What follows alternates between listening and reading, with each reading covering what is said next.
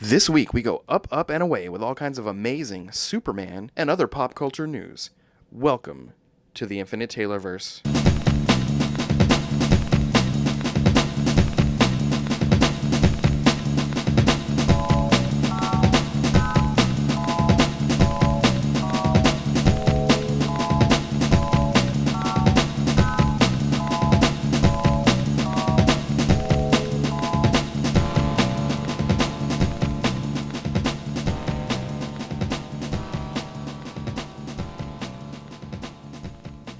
Warning. Red alert. Ay, ay, ay, ay, ay! Danger, Will Robinson. Danger. That's the emergency alert. This episode is full of spoilers for some of the latest and greatest nerdy movies and shows. Spoilers. Listener discretion is advised.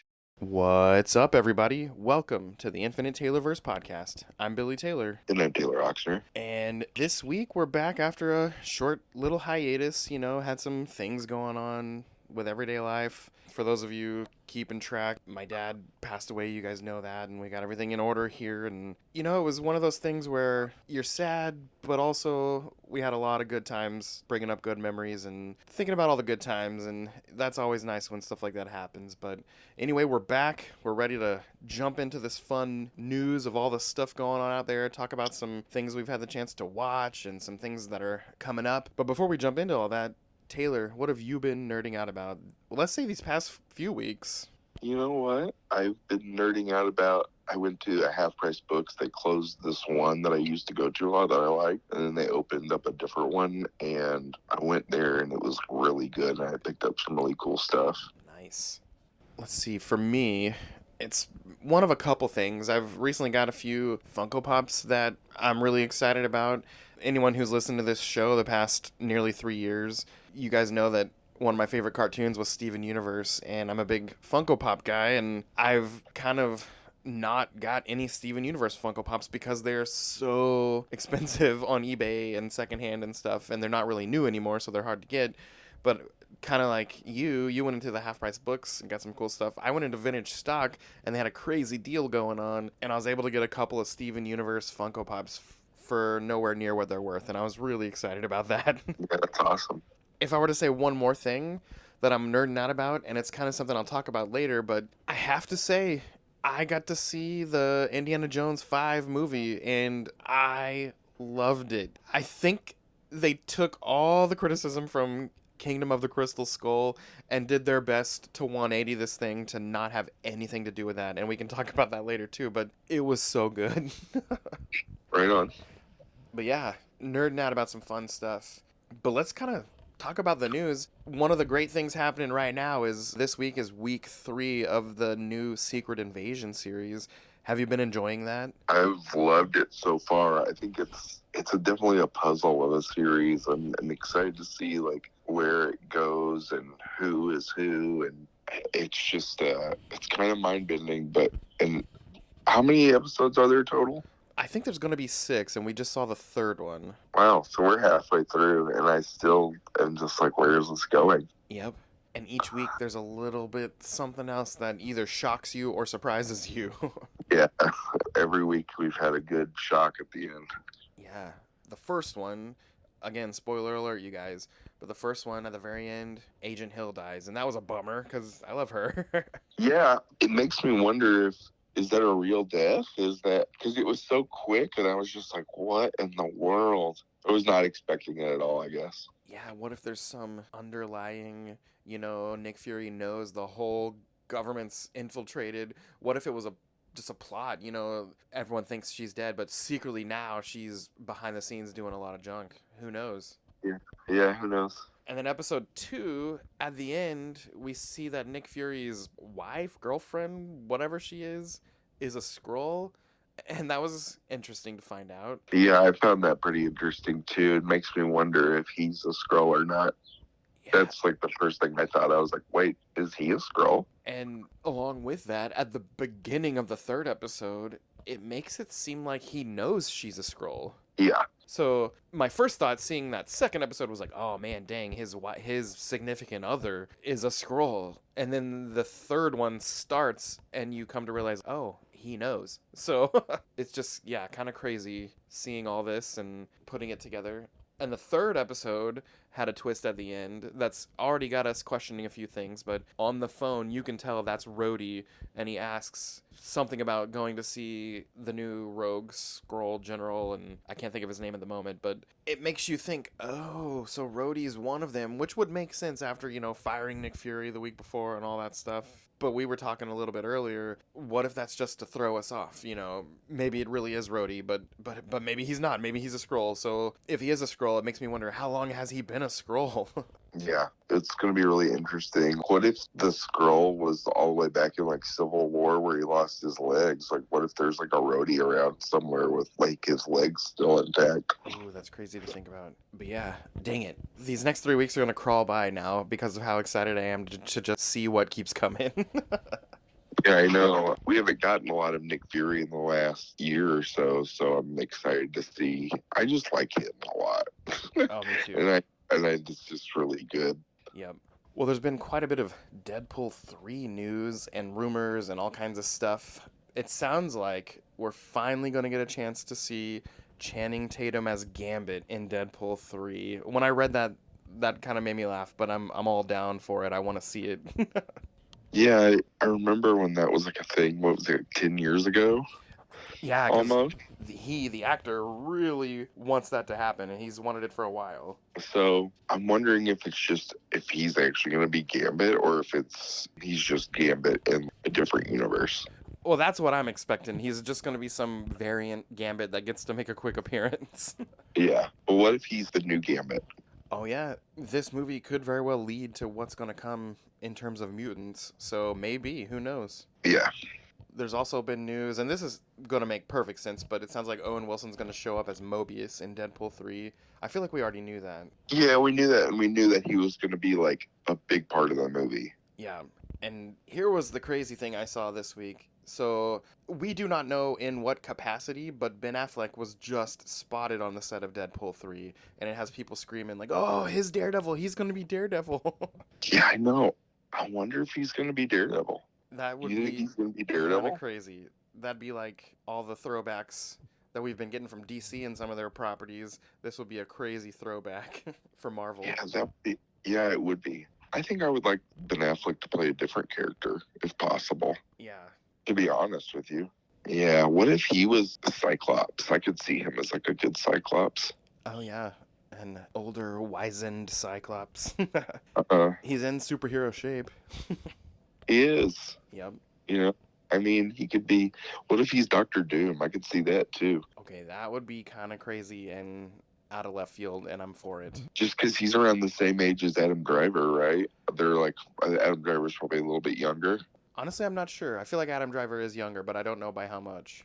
I mean, I could see them as being close enough in age for them to use that. I don't know though. Yeah. I'm listening to all these things, and I want your versions of these things to happen. Well, we'll just have to wait and find out, unfortunately. Yep. Well, let's see. A little bit more Marvel news. So we all, in the past month, have seen Spider-Man Across the Spider-Verse, which was amazing. And we know about that twist ending where Miles winds up in that alternate reality where the spider should have bit that reality's Miles, but somehow it transported over and bit the main reality's Miles. And anyway, there's an art book floating around, an official Marvel art book that just came out for the Spider-Verse movies. And there's the entry for Miles G. Morales, which is the alternate version of Miles, who's the Prowler in that alternate reality. And I just want to read this description to you that's printed in this art book. It says, Miles G. Morales, aka the Prowler, is the alternate reality version of Miles who grew up completely differently from him. This version of the character was never bitten by a radioactive spider and doesn't have any superpowers. But he has fallen into the role of becoming the vigilante, the Prowler, under the tutelage of his Uncle Aaron. Miles comes face to face with the other version of himself and realizes that because one thing dropped the other way, everything has changed due to the butterfly effect, where one small change can later result in a larger change to determine non-linear deterministic systems, in this case, an entire reality. And that was a quote from the director, Justin Thompson, and he goes on to say, internally, we decided to call this version Miles G. Morales, so people don't get confused. But anyway, what I took out of that is it calls him the Vigilante, the Prowler. Yeah. So what if our big twist is he's still a good guy? That's just what he goes as, the Prowler, but he's a good guy and he helps Miles, not, hinders him. That would be a twist that people probably wouldn't see coming, and they're probably going to be really PO'd and angry at their art book getting leaked.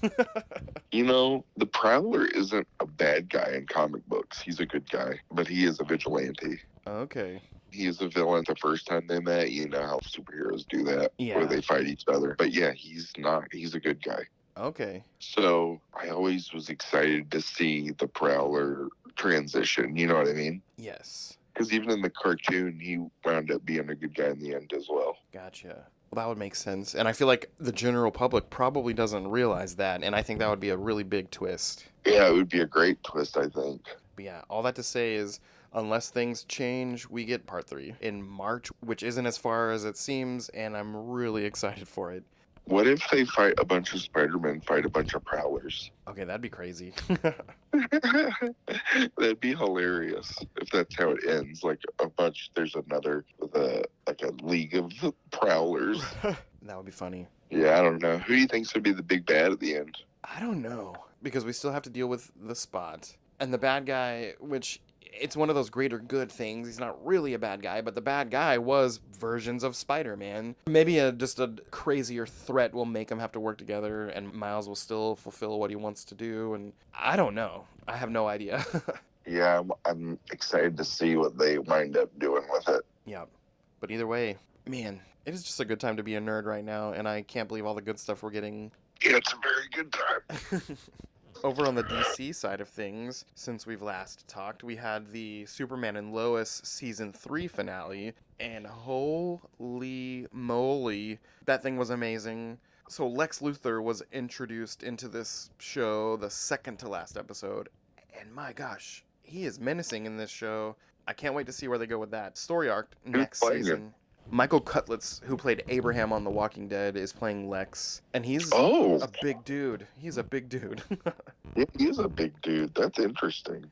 And there's... I never would have. This show is kind of in the future. We've always seen usually younger Superman. Well, this show has him as a married dad with 16, 17-year-old sons. So when we see Lex Luthor, we find out he's been in prison for 17 years. And as bad of a person as he is, the thing that sent him to prison wound up not being true, so he got released from prison. So even though there's 800 million other bad things he did and deserved to go to prison for, or worse, it was a technicality that sent him to prison, and the truth came out, so he had to get released from prison, and that's kind of where the season ends. But here's the big spoilery twist on the finale. Last season we saw Bizarro Superman, and the corpse was reanimated by some of the stuff that Bruno Mannheim was doing to try to save his wife's cancer this season. But Lex Luthor took the Bizarro corpse and realized nothing he could do to the Bizarro reanimated corpse could hurt it. It would kill it, and it would instantly come back invulnerable to the thing that killed it. So long story short, there's a montage of him doing horribly brutal things to this thing, and by the end of it, it has become the CW's version of Doomsday, and it was freaking amazing. That's kind of what I think when you were like, it keeps coming back and it dies. I was like, oh, it's Doomsday. Yeah. That's how they're doing Doomsday in this show. Bizarro and Doomsday, the same character. That's interesting. Right? Almost as crazy as Zod being Doomsday in the movie universe. Yeah. Weird. You know, it strays away from the original version of Doomsday, but it was really well done, and it was freaking awesome. Yeah. That's a cool idea. I never would have put those two things together. Oh, me neither. And I'm so happy that the show got renewed for a 4th season, and we don't have to wonder, oh no, what happens next? And we'll never know. We get to know. We get another season, and I'm very happy. Is it going to be a final season, or? It hasn't said. It has not said, so we don't know yet. Okay. I can't wait for them to make an action figure of this version of Doomsday because it just looks so good. Does it have the green suit and everything, or is it just all... Well, as Lex Luthor was inflicting all this stuff onto the Bizarro corpse, it was wearing his Bizarro backwards Superman suit. So it kind of has that crusted into his skin, and he's massive, and he just kind of has that reverse S barely visible in his chest, and he just looks so cool. Right on.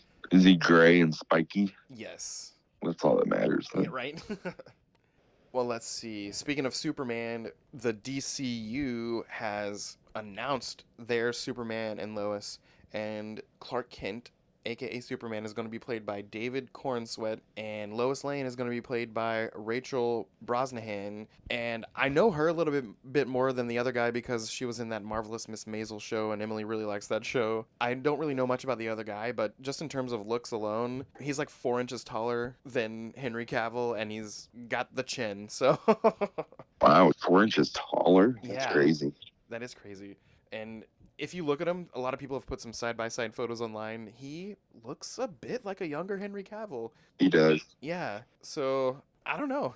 I've seen both sides of the coin, people complaining, people loving it, which is every time any news about any of this stuff happens. But I'm optimistic about it. Yeah. And James Gunn has said that this is not an origin. We've seen the origin a million times. And he's going to be entered into a world that already has established superheroes. So I'm kind of excited to see that too. But the biggest thing I'm excited about is the big speculation going on right now about things that are kind of being reported that haven't officially been reported, but sources have been saying that it sounds like Brendan Fraser is going to be playing his dad, Jonathan Kent. And I'm kind of excited about that. Oh, that's so cool. Yes. So the comics has had many versions. The cartoons, the comics, all these things have had many versions, but this might be the first version of the movies where Pa Kent isn't dead yet. He might still be kicking, and if it's Brendan Fraser, that makes me very happy. Yeah, that man deserves all the roses he gets. Oh, absolutely. But yeah, lots of Superman news. If you're listening to this right now on July 6th, so that means it's already happened. My Adventures with Superman has premiered on Adult Swim, and then if you don't have Adult Swim, it premieres the very next day on Max, and I'm really excited about that. The clip that they showed online, it was like a 2-minute clip, looked really fun, and I can't wait to watch it. Yeah, the art style kind of reminded me of the Superman Smashes the Klan, Yes. which was really good, so I'm excited for that. Yep. And then for everyone who loves documentary type things, Superpowered, the DC story, which is going to be a 3-part docuseries, premieres July 20th on Max, and I'm very excited to watch that too. Yeah, it'll be interesting to see what they do differently than all the other ones we've seen. Yep. Well, over on the Star Wars side of things, there wasn't a lot of news, but some details have emerged about the Rey-centered Jedi Order movie. All they did was give a tiny description, and it says, the movie delves into Rey's courageous endeavor to restore the Jedi Order, where she assumes the role of a mentor to 2 young, promising students, a girl and a boy. And as their training progresses, it becomes evident that the girl possesses extraordinary abilities and is destined to emerge as a future leader. And that's all it says. We know nothing else. We don't know who else is in it, really. But, I mean, they've got a backbone to the story, and it's Star Wars, so I can't wait to see it. Yeah, it almost seems like they're blending the new continuity with some of the old Dark Horse stuff. Which would be amazing. Because I know I haven't read a ton of that stuff, but that has such a fan base that are super salty about none of that stuff being included. As awesome as that stuff sounds, I get why they're upset. So it'd be cool if they do start blending some of that stuff in there. Yeah, because didn't Luke have 2 kids, or Leia, and then have 2 kids that got trained by Luke in the sequel books? Possibly. I haven't read a ton of it, so that very well could be, but I'm not sure. Yeah, I don't know. I'm excited for another Star Wars movie. I feel like I've gotten enough shows I want to see. I want to go to theater to see a Star Wars thing again. Well, I haven't felt like I've got enough shows, and I also want to go to the theater again. Well, hey, earlier we mentioned I had a chance to see Indiana Jones and the Dial of Destiny last week, and I have to say, it was really, really good. So my wife and I watched the first 4, even Crystal Skull, and the first one is just amazing. The next 2, not too bad. The second one, which is the Temple of Doom, it's not really my favorite one, and there are parts that were kind of hard for me to get through. But the third one's great. I love Sean Connery's character and all that. And then you get to the Crystal Skull, and it's funny because, well, first of all, the movie in my head is the new Indiana Jones, but it's already 15 years old, which blows my mind. It doesn't seem like it's that old.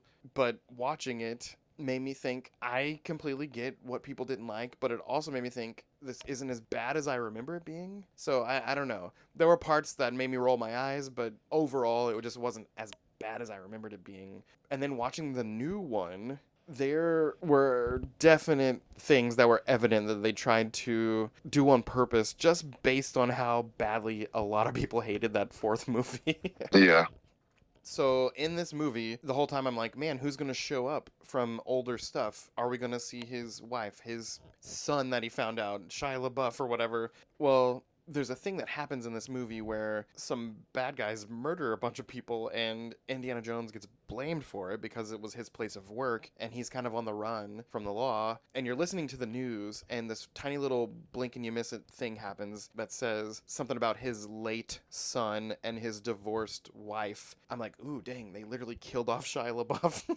And then later, much later in the movie, they actually address it, and it sounds like his son went to war. He enlisted and died overseas fighting for the United States Army. And then his wife was so grief-stricken, and he just didn't know how to console her properly, and she left him. And that all kind of gets resolved by the end of the movie, but it was just very like, whoa, they literally killed off Shia LaBeouf's character. That's how badly people hated it. Jeez. There's lots we could say about the movie. It was so fun. My favorite sci-fi genre is definitely time travel, and Indiana Jones has hit Ark of the Covenant, voodoo, everlasting life with the Cup of Christ, and aliens. Well, number 5 hits time travel, and it was freaking awesome. I won't spoil too much, but when that twist happened, it was amazing. And then the movie ends, and we see Marion come back, and she kind of has a little moment where they kind of make up, and then there's a throwback to the scene in the original movie when he's talking about he hurts everywhere so badly, and he's like, maybe not here, and he picks up his elbow, and she kisses his elbow, and he's like, maybe not here, and she kisses his shoulder, then his face, and she asks Indiana Jones, she asks him, where do you hurt? And he says, everywhere, and he says, what about you? And she says everywhere, because obviously for her, he meant emotionally. But she picks up her elbow, and she's like, maybe not here. And he kisses her elbow. And then it goes through that whole scene and kind of throws back, and then they make up, and that's kind of the end of the movie. And it was just a really good closure to the franchise. And I have to say, I loved it. I kind of want to watch it again. It's so funny. I'm excited to hear what the response is from fans in like a week. Yeah. And it's funny because all the stuff people hated about Crystal Skull, I get it. And there's a couple, like I said, a couple parts that made me roll my eyes, but not enough to make me hate the movie. But I get what they hated, and it was a total 180 flip in this movie, not there at all. Yeah. But yeah, it was good. Go see it. If you're a fan of the franchise, you won't hate it like you did Crystal Skull. Let's see, a couple last minute things here. It sounds like Netflix is going to be doing a Chronicles of Narnia reboot, and Greta Gerwig, who she just did the Barbie movie and she's done other popular things lately, is going to be doing at least 2 of them. And I've liked those stories since I was a kid, so I'm kind of excited to see modern technology and, you know, Netflix, who does a pretty good job at things, touch these movies. I can't wait to see what they do. Yeah, I hope they actually finish them for once. Oh, I know. Because is there any Chronicles of Narnia property that's finished? Nope. Those original BBC ones only did 4 of them, and then the Disney ones only did, I think, 3 of them. So yeah, there's 7 books, and the books only get better. A lot of series, you know, the original ones are the best ones. In my opinion, the last 2 Narnia books are hands down my favorite. They're so good. So I hope these movies happen, and I hope they do them justice. Yeah. And then one last thing, it sounds like for Futurama fans, after a 10-year hiatus on July 24th on Hulu, we're about to get a whole new season of Futurama. So crazy that that show does that. It's the second time it's come back from like a huge long hiatus. Yep. It'll be fun. But yeah, that's all the news for this week. Stay tuned for some news about Fountain City Con happening in August. We've got some cool stuff going on there. We're going to have a table and come see us, and we're going to do some panels and even a live show, and it's just going to be awesome. But as for us here at the Taylorverse, I've been Billy Taylor. And I'm Taylor Oxner. And come back next week, same Taylor time, same Taylor channel. See you guys then. Bye. Bye.